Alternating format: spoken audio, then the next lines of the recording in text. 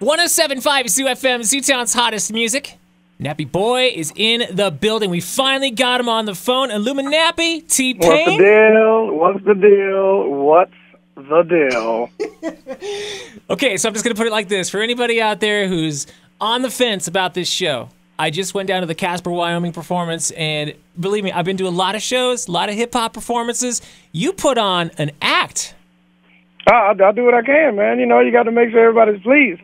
And also, we like to have fun out there, too, man. We don't want to make it a job. Once you start just doing shows and performances, you know, that's a job. We do parties. It shows that you have a lot of fun. One of the things I noticed, auto-tune. It was nowhere near your microphone. You got up there and you ripped it just on your own. Oh, yeah. I sing live, man. I don't use nothing.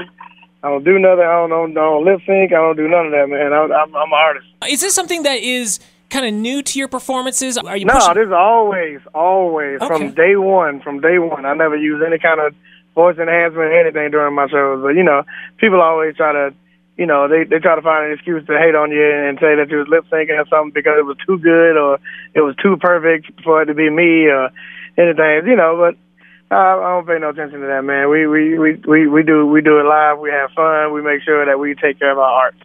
Now let's talk about the hate part for a minute here. I came across an article, I want to say it was the New York Times or some New York newspaper, where you really let your heart out there. You were talking about how you kind of stepped away from the spotlight for a moment because you felt like, first, you were oversaturated. You felt like you were kind of becoming a parody, and then you took a step back and just wanted to reassess the whole situation. Where are you at now as opposed to where you were then?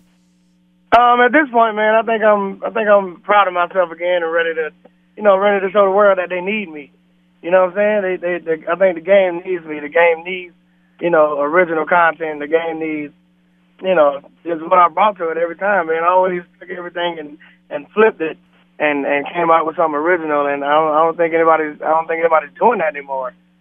So I think at this point, I just think the game needs T-Pain, and you know, I'm the best to ever do this, and I'm gonna be the best to ever do this.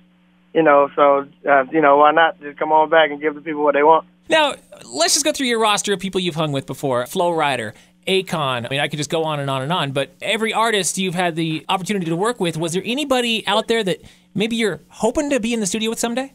No, my wish list is done, man. That's it, huh? I don't think I have anybody else, man. I'm done with my whole wish list. So now it's just a matter of getting your next album out there, and I understand there's no time frame. No big rush, no nothing. I'm fine. Ain't worried about nothing. You just got to get out there and rock every single town, and along the way, we're performing live at the Wilma Theater in Missoula, Montana. Oh, yeah. It's amazing to see your journey. I mean, I've been following you ever since I'm sprung. Side note, I even interviewed you, I want to say like 7 years ago when that song first came out. I'm like, who is this guy? But now I know, and it's an honor to finally circle back and catch up with you again, my friend. I appreciate it, man. I really appreciate it, man. It's going down, you know. Definitely going down. Get your tickets right now. Head over to our website, 1075cufm.com. Get a chance to go backstage and meet T-Pain. We're making that happen now.